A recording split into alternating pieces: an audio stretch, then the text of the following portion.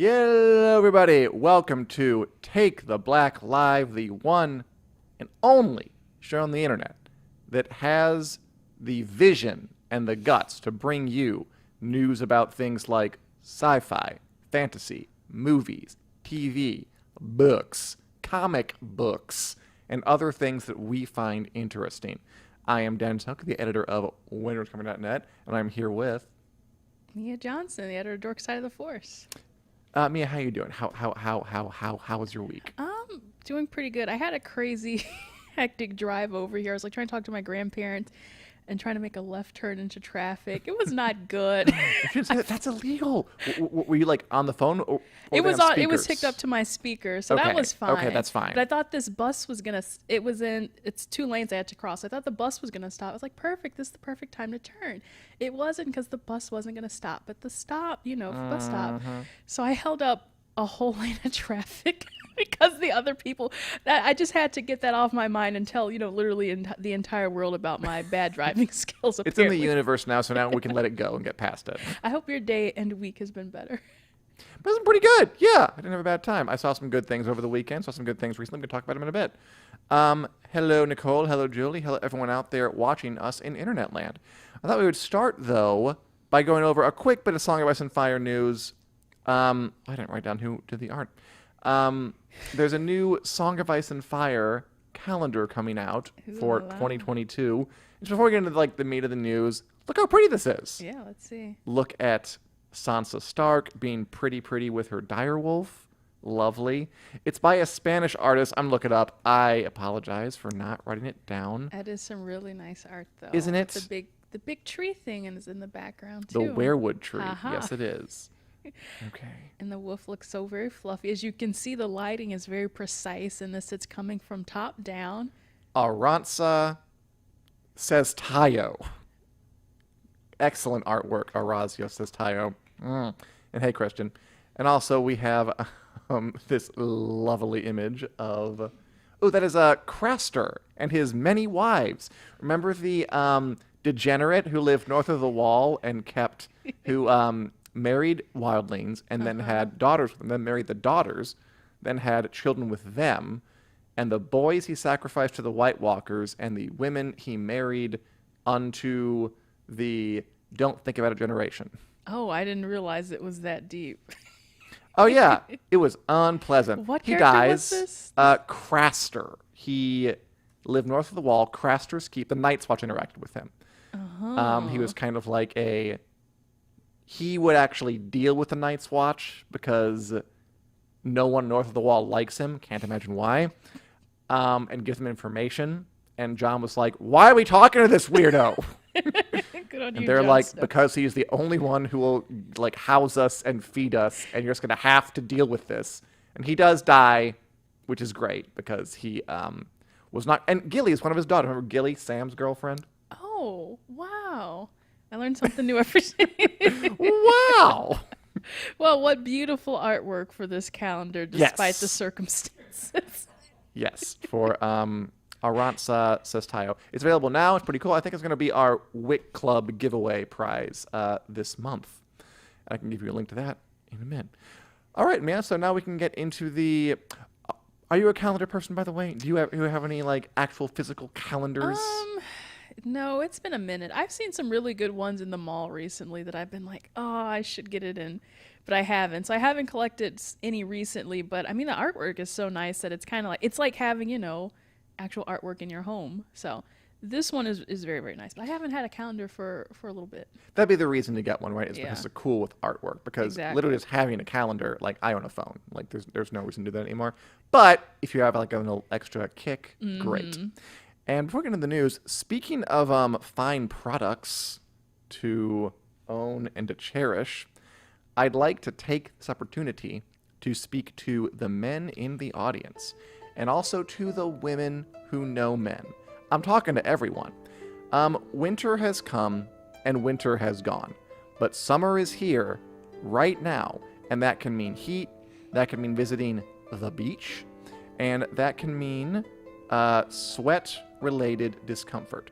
To help with all of this, you'll want the Manscaped Performance Package 4.0. That comes with the Lawnmower 4.0, which makes removing body hair easier than ever thanks to its cutting-edge ceramic blade. And it has an LED light on it, which means, and it's waterproof too. So you're in the shower, you're shaving, power goes out, no problem, turn the light on, take care of business. And that's not the only product that Manscaped offers. You also got the Weed Whacker, takes care of pesky nose and ear hair, and the Crop Preserver Ball Deodorant, which you can place over your crotch to keep it smelling fresh, fragrant, and ready to party. Do you want these products for yourself? Get 20% off plus free shipping with the code FANSIDED20 at manscaped.com. That's 20% off and free shipping with the code FANSIDED20 at manscaped.com. All right, and that's that.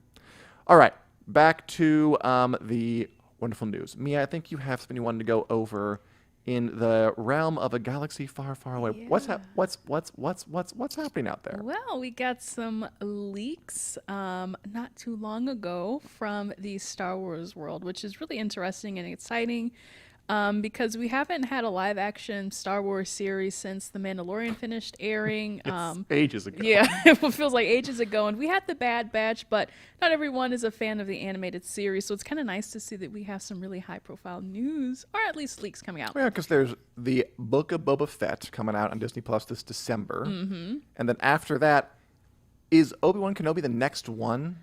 You know, I really don't know because we've got like 3 shows on deck for 2022, which would be Obi-Wan Kenobi, Andor, and The Mandalorian Season 3. And Mandalorian Season 3 hasn't started filming yet. They might start filming. Oh, they haven't? Okay, never mind. Andor and Obi-Wan, they don't know. People they're like, oh, it's done. They're both done filming. They're like, no, it's still filming. So we don't know which of these will come out first. But there is still some exciting leaks or scoops, rumors, grain of salt stuff that this comes from Star Wars Newsnet, where they have some apparent intel on Hayden Christensen. This is one of those, like, don't tell anybody you saw this because it's secret and it's leaky.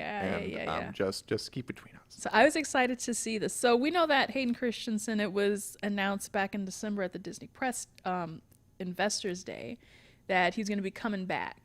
And it always boggled my mind, why would Hayden Christensen come back just to put on, the mask and a suit? Because, typically that's been reserved for, like, David Prowse was the actor, but James Earl Jones was the voice. Uh-huh. And Hayden Christensen isn't even the voice in the prequel movies. When he becomes Darth Vader, it's still James Earl Jones. Well, I mean, like, Pedro Pascal is behind that mask for the time of The Mandalorian, and he still gets all the credit for it. Yeah, but could you? Well, here, let's just get straight to the leak, which we'll just start with this kind of rather shocking image, but it comes from Star Wars Newsnet. They say this is official art from the Obi-Wan Kenobi series, showing what Hayden Christensen is going to be doing as Anakin Skywalker. It looks. That's art, right? It's not like, okay. It's concept art Gotcha. from the show, so they don't have any leaks so far. But what we see is like, oh, this is Darth Vader without his helmet on. This is Darth Vader without his suit on. And he's, got all these things hooked up to him. And we kind of get to see behind the mask, essentially, of who Darth Vader is 10 years after he gets burnt on Mustafar. Allegedly.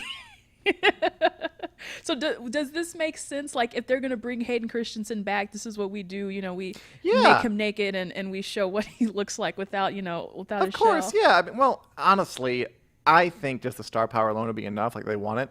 But yes, it makes sense that you want to bring a guy. I mean, Hayden Christensen is not that big of a star. Like, so you bring him. What? Say that to my face. Oh. I just did.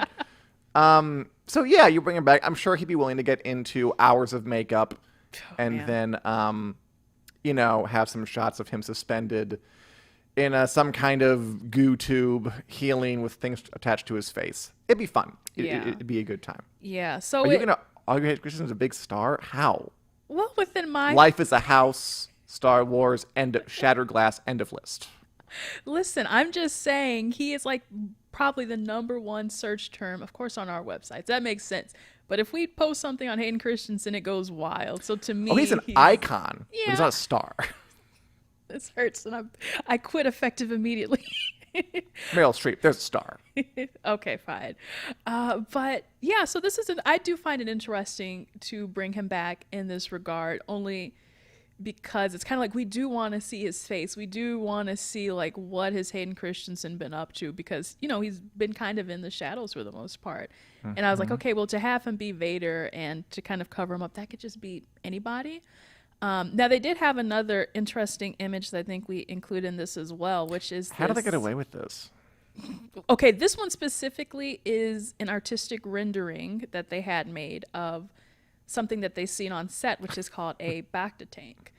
So this thing, Stolen from Dune. oh no.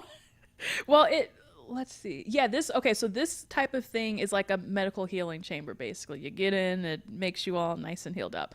It was like first in The Empire Strikes Back, episode number 5. It was like Luke. I remember that, yeah. Yeah, in Hoth, they had to drag him in so he didn't freeze to death. So we've had that, and that's another thing that they're assuming Hayden Christensen might put himself in. Sure, Darth Vader has to heal up from the burns that are... I always kind of wondered that, like... Actually, no, I don't know what I'm talking about. Just like Star Wars, I guess so you can just... I mean, if Luke can get his hand chopped off and he's get a new hand grafted on, I guess, like, losing limbs and burning from the inside out on a volcano wall isn't that big of an impediment to your mobility. Absolutely not. So, but it does show... I do like that it kind of shows this vulnerability to him, because in the prequel series, we see Anakin and he's growing up and we're sympathizing and empathizing with him. Yeah. And then... Did you just... I mean, a little bit. Come on, Dan. But okay. And then, but I mean, obviously it's a big contrast to we have on screen. Natalie says he's a star. Hayden Christensen is a star. Thank you, Natalie. I mean, favorite coworker of the year award. 2 people can be wrong. I mean, it's possible. Wow. Dan, you're going to get a pink slip tomorrow. I lost my train of thought. No, I was going to say, what I'm hopeful for them to show is kind of this vulnerability that, Darth Vader is still Anakin, that like deep down. And you see this like mostly in the Clone Wars series, is showing this kind of more sensitive, sympathetic side that Anakin has, which this is still the Obi-Wan series. So it also has to make sure they fulfill, is Ian McGregor a star at least? Oh yeah. Ian McGregor's a star. Okay, that's a huge relief. At least we can agree on. I mean, look, it's just, this is a little off topic, but we're all doing the live together, being in the same location. We are, Nicole. Yeah, we've been doing this for a while because we got back in here because we care about quality content. And also, it's air conditioned in here. Dan's top 5 not a stars list. Okay, Hayden Christensen.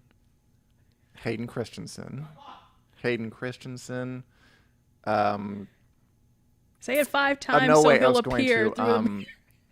Oh, Rachel Drak never got the big thing she deserved. From and then SNL? Hayden Christensen, yeah. Okay. So we won't be having Hayden Christensen appear Candyman style. Isn't it 5 times? I think so. I should have seen that. I keep seeing the posters for that, and it says like "Say It Candyman," and I thought the movie was like called "Say It Candyman." I never saw the original. I'm sorry. No, I haven't either, but I've been hearing some good things. So I have too. It's set in Chicago. It is 5, says Nicole.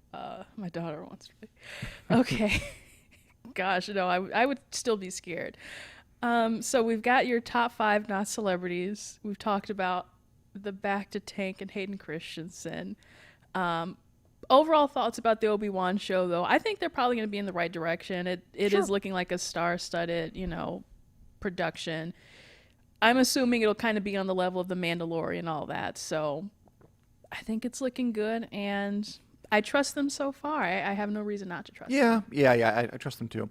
Like, do you want a story where Darth Vader is sort of redeemed, well, not redeemed, but like sympathized with, humanized? Is that something you want, or do you want to see him laser through people and be a beautiful badass? That's a good question. Maybe a little bit of both, because I would say, I'm thinking back to like the Rogue One scene, for example, where we do really get to see, to be honest, the Rogue One scene felt really when he's like in the hallway and he's Yeah, everyone really went crazy over that thing. What? You weren't crazy about No, everyone went crazy over that thing. Okay. I'm sorry. I don't want to just blow your mind 24/7 Had on like the show 3 heart today. attacks back to back. Yeah, that was a really awesome scene, and it was kind of like, what we'd expected of Darth Vader, because like if you think back to the very first lightsaber scene with Obi-Wan Kenobi in episode 4, and they're like doom doom doom, and it's like it's kind of low stakes compared to all the big stuff that we had in the prequel series and the double jumping and all that. So yeah, I would like to see a little bit of both. They promised a grand rematch between Obi-Wan Kenobi and Darth Vader, even though apparently, episode 4 would be like the first time they've seen each other in a long time. So maybe Obi-Wan appears as a Force ghost or in a vision. But if they battle against each other somehow, that would be really, really epic to see, and I would want to see it. Now, Natalie Portman, she became a star after that. She pulled herself out of that. Harrison Ford became a star. Mark Hamill, I think, dipped for a while and has made himself a star later in life. Yeah. So many things can happen. Yeah, okay. Well, if we get him in the MCU or something, Hayden Christensen, maybe he can be a star. There's plenty of time. You can still do it. There is. It's a high bar to It be is, a star. it is. So yeah, those are my thoughts on the Obi-Wan series. And there was another Star Wars little hit that we had as well, if we wanted to get into that, which there was this big, or Thandie Way Newton, she was Thandie Newton, and she's gone back to her original name of Thandie Way, had this kind of big article about where she was talking about, or part of it, she was talking about Westworld, and then she was talking about she was in Solo, that's right. Yeah. She was in Solo as kind of the accomplice to Woody Harrelson, and they have this big thing. Yeah. And then her character just kind of dies in the middle of like one of their heists. They were trying to like stop this train because the train had, I think, coaxium on it. It had something they needed, basically. Sure. They're going to stop the train, blow up the bridge, and grab what they need. But things went awry. The train... She had to blow up with the train, basically. She had to be in the explosion, and then she died. Anyway, Newton is saying that her character really wasn't supposed to die. Oh, really? Yeah. And that, it's quite sad the way she was explaining it. So basically, they were saying that, or she was saying they were going to make it a little bit more ambiguous as to where, like, maybe her character was off, falling into the void, and if they wanted to bring her back, they could do that in such a way. But she was like, because of time constraints and stuff, they just had me blow up, and it was easier to do that production-wise. So now it seems like there's less of a chance for her to come back. And she was like, you don't do that to like the first Black woman who has a kind of starring role or lead role in a Star Wars movie. You just don't do that. And I was like, yeah, you're right. Yeah. Because I enjoyed her character. I know people had a lot of things to say about Solo. Some love it, some don't. But I really Some liked didn't say it. okay, that too. I really liked her character, and I was personally so heartbroken to see that they had killed her off like in the middle of the movie, or she didn't even get to do like the final mission or heist or anything like that. I do think though that they can still bring her back. It's like Star Wars is one of those never say never kinds of things. Back to tanks. Yeah, like the Book of Boba Fett, for example. He was in the Sarlacc pit. That thing looks, with the claws and the teeth, it looks like it should be unsurvivable, but he survived. So Imagine that. Yeah, so I think she can come back. I think she has a possible future. And yeah, wait, so did you not see Solo? I did not. No. Okay. Yeah. What's this? Oh, yeah, Nicole says I only watched it because the Mother of Dragons was in it. Yeah, Amelia Clark was in it as Kira. So if you want to see it for Amelia I heard it was fun. Yeah. I just said, like, what would you say? It was good, just not I think what happened not was gobsmackingly awesome. yeah, it was like a slow build up, and then by the end they finally found their footing, and I was like, okay, I'm into this. I don't necessarily need a sequel movie. I know a lot of people are like, make Solo 2 happen. If you want Solo 2 to happen, let us know in the comments, but I mean, I could kind of do without. No more Star Wars shows. It's your challenge, Disney. That's where I'm going with it. Why? just one. How about just one? That'd be cool. Leave a comment, Disney, if you're going to stop making more spin-offs. And as Nicole, I agree with you. I am not a fan of horror movies, but how old is your daughter? Okay. Is she like young or is she older? Because like how old is too young to watch horror movies? I don't know. We'll see. Yeah, who knows? Anyway, moving on. Speaking of watching things, what have we been watching? Because we watched quite a bit lately. Yeah, well, speaking of Thandie Newton, and I'll go first, I watched Reminisce last night, starring Hugh Jackman, Rebecca Ferguson. I want to be the...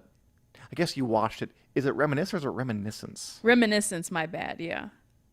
Because I'll say, immediately after seeing that title, I'm like, this is a bad movie.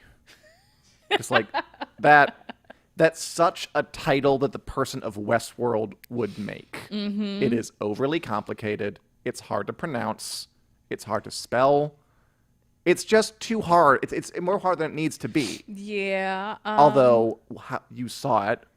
How was it? Yeah. This big new release. I was going to watch it over the weekend, but I saw that the critics' reviews, like, were really poor. Bad. Like, it's got a 1.5 out of 10 on IMDb. I'm looking right now. But it had like a 70% user rate on Google. So I was like, okay, usually when that happens, it might be pretty good.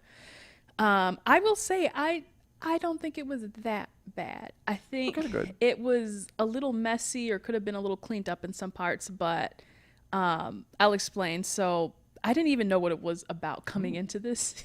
I just kind of saw the trailers and I was like, I think this looks good. Ooh, looks like we're having some fun over there. But I was like, I think this looks good. And, it's kind of like, it looks like it's a mind bender. I like those sorts of things. The mind bender, the thrillers, action thriller sort of thing. So it's about Hugh Jackman, and he's the owner of this machine that allows you to hook yourself up and go back in time and revisit some of your memories. And he's able to see those play out kind of like on this futuristic looking thing. Cool. Thandie Newton is his assistant, who I think is wasted in this movie as a talent. She's just kind of there to say some lines. Even in the trailer, she was like the one saying like, "Don't do it." Yeah. Like, okay. Yeah. So it's that role. So that's one downfall, is that her talent is extremely wasted in this, which was so bad. But eventually, it's really like this. It's like a modern film noir sort of thing. Hugh Jackman is like narrating, and he's like, everything is fine until one girl walks into your life and your whole life changes. And I was like, oh, it's going to be one of these. Or Humphrey Bogart, yeah. Yeah. And even the characters seem to be talking in like that 1920s, 30s, 40s. I'm like, we could have, that to me seemed a little cheesy. But as the mystery goes on, and there's this girl that he's falling head over heels for, and she's got a mysterious past, and he has to go back and use the machine to put the pieces together. It isn't as bad, and you're kind of like into it by the end, at least for me. And I've seen on Twitter as well, there were a lot of people who were like, it's a slow build up, but by the end you'll probably be into it. So I would give it like a solid 6, maybe 6.5 out of 10. Good. I'm glad to hear it wasn't a train wreck. I mean, the reviews looked a little. Is it Westworldy? Like, does it give you this sense of like maybe you should take a step back and ask, should I simplify this a bit? It doesn't need to be this complicated. It's not actually. Is it trying to be clever? It's definitely trying to be clever, but it's not as complicated as Westworld. So there's not as many like gears turning or mysteries. It's more of just like, oh, this is why that happened, or this is why that happened. You're not like usually actively wondering, oh, what does this mean and why? Which that was a strength of her. Like Lisa Joy, she directed and wrote it. Right. Was a strength of theirs in Westworld season 1. Talk about later as well, but this one is a lot more. It's kind of like a watered down, Nolan movie or a Shutter Island, those sorts of things. I was like, if I wrote this movie, I would be proud of it. I don't see why not. So I don't want to be too harsh on it. I'm glad you enjoyed it. Yeah, so decent movie. I actually told my brother to watch it so we can discuss it. And here's something: I think this would have actually been better as a video game. Just because there's some moments that I think if it were more interactive, it would, obviously you would be a little more immersed and not kind of like, okay, where is this going? When is it going to pick up, et cetera, et cetera. So I think this would have been perfect as a video game story, and Hugh Jackman is the lead, and maybe you can use Wolverine claws to beat up the bad guys. I wonder what will ever happen if there's like a producer says like, you know what, it won't be a movie, let's make it as a video game. I'm not sure it's really crossed that bridge yet, but coming. I think what they're saying a lot now is no movie. What about a TV show? I think that definitely happens. Right. I got some good responses here from you guys. As Julie says, watching The Walking Dead of Britannia. We're going to talk about The Walking Dead next week because I know it's the final season and I want to get into that. We just need to bring on someone who knows about it. Nicole with an A, without an H says Chapel White's fantastic. Glad you're enjoying that. AHS, American Horror Story, been interesting. And very excited about what we do in the Shadows come back tomorrow. I am too, Nicole. What we do in the Shadows comes back tomorrow on FX. And they're dropping the first 2 episodes. I'm very excited for that. I love that show. Best show on TV. Is that what I said? And Nicole with an H's daughter's favorite is The Conjuring 2.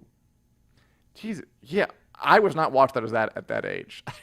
At 13, you weren't watching horror movies? No, I never liked them. I don't know. They always made me uncomfortable. Well, I mean, no, that's fair. Yeah, I've watched, man, I think a bunch of them when I was little. We would just rent them and be like, all right. I think the only one we like had on and then we stopped, my grandparents stopped, was Jeepers Creepers. I think that. I did watch that so one. I never knew how that one ended. And then I think it was like The Exorcism of Emily Rose because the DVD had frozen up. And that was really, really spooky because we were like, well, the DVD player is possessed. Time to turn it off. I'm a jumper. I'm like a grip the thing. I'm someone it gets to. I'll watch horror movies if they're really good. If they're really recommended, I'll go see them. But I won't just like get it to watch it because it will not be pleasant for me. Yeah, I usually enjoyed them. There's one, another one was the Halle Berry one.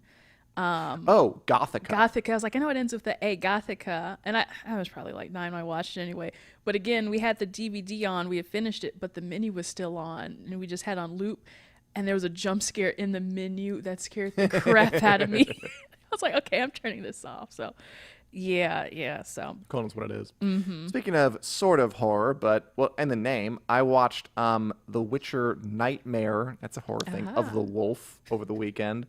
This Witcher anime they put out, which is interesting. Like this whole idea of kind of an American studio doing, well, it might have a Japanese studio, but American, like a streamer service, commissioning a English language animation movie done in the style of Japanese anime, which is interesting. And it was fun. It's by the same people who do the Witcher show with Henry Cavill, which is coming back in December. And it has the same sort of a pulpy energy. Yeah. I enjoyed. The action was fun. The story was kind of interesting. The Witcher has this sort of like a bit like a grim, dark, realpolitik aspect to it that they kind of lean into. I do think the person who makes it, Lauren Schmidt, like makes the Netflix show, sort of is more interested in maybe just having the big moment than kind of getting the details that I think a lot of fans want. But it was fun. It was a fun watch if you're interested. If you like The Witcher and are holding out for the second season, give this a watch. It will pass the time nicely. Okay. Yeah, we've got some feelings about do we? this. Yeah. Well, Cole with the H said, I heard that was awful. We had one writer, Corey Smith, who loved it. Really? He just loved it. And I was like, okay. So I went and watched it, and he was like, I thought it was fine. My partner didn't like it because he's a giant Witcher fan. He's like read the books. They were like, that's wrong. They wouldn't do that. That's inappropriate. And I was just like, I don't know. I think it's kind of a good time. Yeah, it's acceptable. Yeah. I'm surprised that came out so fast. I feel like we were just kind of discussing the news. I said, Netflix is going hard on The Witcher. Yeah. Like they want to turn it into a big franchise. Turn it out. There's already a prequel in the works, new season, Henry Cavill, anime movie. When something hits, it hits, and they go for it. I also watched The Chair, which is interesting, both because it's a fun show. It's about academia. Sandra Oh plays the chair of an English department. It's kind of struggling. But it's kind of interesting for our purposes because The Chair is technically the first television show made by Game of Thrones showrunners David Benioff and Dan Weiss under their big new Netflix deal. Excepting that Leslie Jones comedy special they directed like a year ago, which was kind of like a warm-up. I think she did most of the work on that one. But this one is more from their brains, and it's good. I mean, I can't think of like a lot of... It's a dramedy, so... although that's the thing with dramedies, right? Like, it's not uproariously funny, and neither is it like heart in your throat dramatic, where you just like can't bear to watch because it's so tense or it's like having you cry. It is a little bit in between. But it is good, and it's nice to have something a little unique, because I can't think of many shows, period, set in, like, academia. And kind of in that world, where, like, Sandra Oh's character's dealing with, people don't want an English degree anymore. It's not really very useful. They have to, like, justify their existence to the board and the people who are higher up at the university. There's a subplot where, like, they want to get in people, and they're trying to, like, we should give our speakership to this really up-and-coming professor. And they're like, I met David Duchovny in the supermarket, and he said he'd do it. So there's, like, that kind of thing. It's funny. It's funny. It was very cute. And she's a single mother, and there's some romantic connection with the professor. I've enjoyed it. It's like, and it's only 6 episodes, half-hour long, so it's a pretty easy watch, too. Does it look like there's going to be a second season, or I haven't finished it yet. Okay. So if I get to the end and Yeah, there's a cliffhanger or something, maybe. Yeah, 6 episodes and only 30 minutes long. That's really quick. I enjoy that. I think there's plenty of room for, like, shorter series on Netflix, especially because I know, like, in Britain they have, like, shorter series. Like Fawlty Towers had, like, what, 5 seasons over the past 50 years? Yeah, they stretch something them like out. that. That's wrong, but and it's fun. It's nice. It's kind of, like, low key, and again, it's a bit of a unique milieu, Ooh. and it's nice to have, I don't know, some adults with adult problems, Yeah. That can be nice to watch sometimes. That sounds good. Yeah. I also watched, I don't know why we were doing this, but we found on YouTube the 2001 Sci-Fi Channel original version of Dune, Oh. starring William Hurt as Leto Atreides, and James McAvoy in the sequel as a young James McAvoy, is like a Duke Leto II, the grandchild. It's kind of cool just because it's like it's before Game of Thrones came along, so we're, like, firmly in, like, what can you find under the couch cushions budget. Yeah. But, like, trying to do a big space opera, with, like, these elaborate costumes and special effects that look like they were done on a PS2 or something, like early PS2. Yeah. But the story is there, and they have a lot of the dialogue from the book. It's pretty accurate. Like, it's more accurate than, like, the David Lynch version, and it's kind of fun.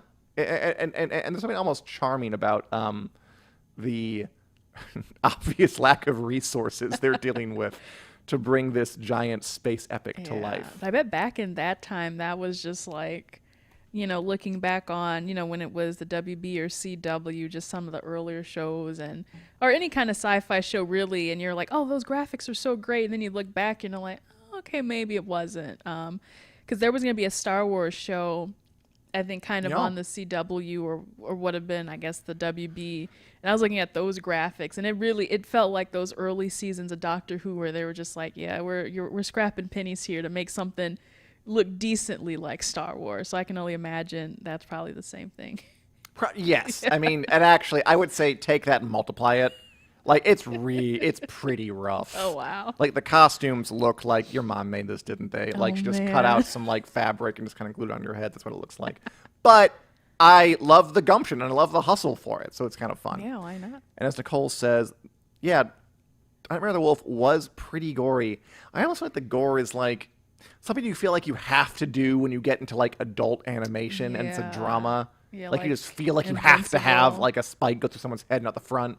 Like, do you? I'm not sure about that, but you can kind of predict that. It doesn't really... Adult animation is so interesting. I feel like it's almost like overcompensating for the fact that it's thought of as a kid's thing. Maybe. Yeah, because it was Invincible, right, on Amazon? Yes. Yeah, because when I just saw that first episode, Invincible. I was like, holy crap, the amount of, especially that very end scene where he just goes and, murders, like, everyone in that Justice League, basically. I was like, oh, wow. Yeah, it does feel kind of like an overcompensation to be like, listen, you're not going to get, like, I'm watching What If. Like, you're not going to see that in What If. Doctor Strange is going to rip somebody's throat out. How is What If going? It's good. I need to watch the latest episode. It just came out overnight, and it's got Doctor Strange in it. So that one looks really, really cool. Yeah, I folk are talking positively about it. Yeah, and the last one to air was kind of about the Avengers and what would happen if forming the Avengers went wrong. I really, really love that one. That one had Loki in it too. and Samuel Jackson was back as Nick Fury. So Oh, that's cool. they've been doing really good with that so far. So I'm excited to see the one that just came out today. Nice. And as we get into the final stretch here, shall we do our always final segment? You know, the news is so robust that we can't always get to everything. So we could do a little thing here called the WiC News Lightning Round. Kapow! Where we have 20 seconds each to lightning round a variety of news topics. Can't go over, we can go under, but let's try not to. And okay, I think we're going to start with you, Mia. Are you ready for your first lightning round topic? I am. Okay. Lovecraft Country director Victoria Mahoney will direct the Old Guard sequel on Netflix. Hit movie at Netflix, Old Guard superhero. Charlize Theron. All right, yeah. You know what? It's kind of funny. I actually did not enjoy the Old Guard, and I know a lot of people did enjoy it. I kind of liked it. It was kind of a sleeper for me, so let me hurry up. I think she'll at least bring something fun and interesting to it. I think you're working with the material, which is still strong anyway, and Lovecraft Country is so weird that I know she'll bring some unique stuff to the Old Guard as well. Nice. All right, Dan. So, the Wheel of Time characters for Amazon Prime are going to be aged up for TV. They are. So the Wheel of Time is one of those things where it's like a bunch of teenagers save the world. Like it's kind of like a Harry Potter or even a Lord of the Ringsy vibe. Well, they're like, well, never mind. They're being aged up. They're a little older, which is, I think, standard for fantasy. Like Game of Thrones too. Like they're all younger. Like Arya's like 6, 7, 8. Like we're gonna put it up. So I think it's fine. He said he didn't want to have it like a YA feel. That's basically everything I need to say. All right. How about this? On this tough celebration, all 8 Harry Potter movies are returning to HBO Max. I think as of today. Yeah, I have some feelings about that because I did a Harry Potter rewatch earlier this summer, and it kept bouncing back between HBO Max and Peacock, and nothing at all.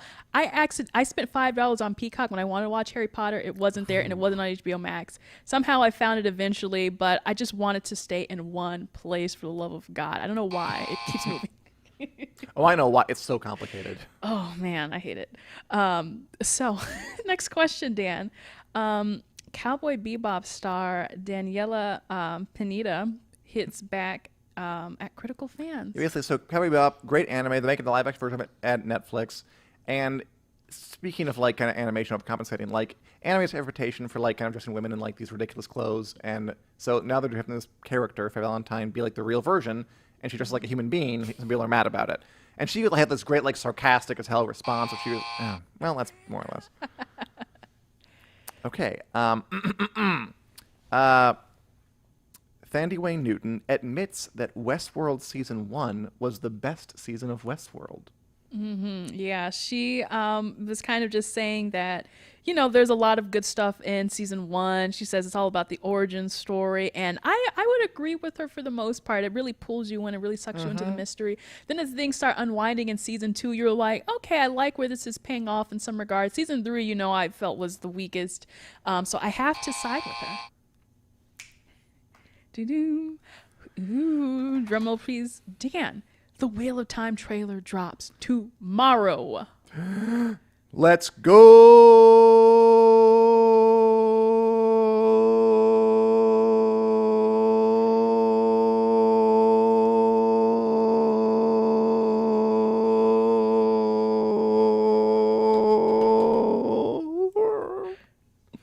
Damn, I got so close. I'm excited. Yay! All right, Mia. How about this? I should have got the whole way. I feel like a failure. Disney won't ask Muppet pioneer Frank Oz back to do the Muppets. He says they don't want me because I won't follow orders and I won't do the kind of Muppets they believe in. I mean, I kind of get where he's saying from. He was talking about Jim Henson, you know, they're like partners basically. He was like, Jim Henson probably maybe died of the stress that Disney and Michael Eisner was putting on him. And you know, so he's saying, he was trying to say Disney and all these companies, when they get characters, they don't actually take care of them. They don't know what they're doing. So he didn't enjoy that. Okay. Oh, let's see. Putting on my glasses here. All right. Final one. Peacock reveals the cast of its Vampire Academy show. Yeah, it does. Speaking of Vampire Academy show, Vampire Academy being like a young adult vampire. They're out of school. It's a whole thing. I never watched it, but it's kind of like a lot of vampires recently. I think we're going through another vampire boom. We get What We Do in the Shadows. We get Interview with the Vampire. We got this thing. And I don't like it. Right on the money. Woohoo. Another great one in the books. And I agree, Nicole. Season 1 of Westworld was definitely the best one. Yeah. I don't think it's even close. That was the most compelling for me, for sure. Yeah. We're about done here, but really quickly, because I do think this is interesting. Is this breaking the rules? I don't know. The reason the Harry Potter movies keep us Yes, back and please, forth enlighten me. is because Warner Brothers made them, but before all these streaming services were really around or even like contemplated, they licensed them out to other people. So like before they knew they were going to have HBO Max to host them on, they were like, NBC, air them on normal television. Yeah. And those deals were like made far into the future. So now, even though they made this deal like a decade ago, and now they have a place where they want to host them all, they want them all on HBO Max all the time, they are bound contractually to like give them out and take them back periodically. I don't know when that will end, but you can bet the second if they're out of it, they'll be on HBO Max forever. That's funny. Yeah. Yeah, it's funny how that works because every now and then, like the Star Wars movies will pop up on TBS or TNT, which is part of, that is kind of, well, yeah, it's strange how that all works because everyone owns one group of channels and the other group of channels. So I'm upset about that still because I paid Peacock $5 of my precious dollars and I didn't even watch anything. I thought it was free. Not if you want to access like the premium. Like I watched the first couple of movies for free and then they were like, if you want to watch the rest, you got to pay. Or if you want to watch it without commercials, you have to pay. So I was like, fine, I'll pay you the $5. And it wasn't there. Yeah, it's complicated. As Nicole says, Empire of the Vampire coming out in mid-September. I don't even know that one. And there's going to be a vampire, I think, it's going to be a part of the Vampire World again. There's also a remake of Interview with the Vampire in the works. There is, with Grey Worm from Game of Thrones as the sad boy vampire Louis. Jacob Anderson. Yeah, they're coming back. Every once in a while, there's a big vampire boom again. I guess so. But this was fun, Mia. Yeah. Good talking to you as always. Good talking to all of you. And if you want to get even more of us, I'll leave a link to the WiC Club down here. We give out prizes, extra articles, and extra videos every month. New one gonna come up literally later today, I think. And we stream live here on the Winners Coming Facebook page and the Winners Coming YouTube page every Wednesday at 4 p.m. Central Standard Time. So come back, watch us again, converse. We enjoy talking to you. And if you want to go on iTunes, we're also available in podcast form. Podcasts are available, iTunes, Google Play, etc. Give us 18 million stars, however many stars you can. We'd appreciate that. Thanks for watching. We will see you next week. Goodbye.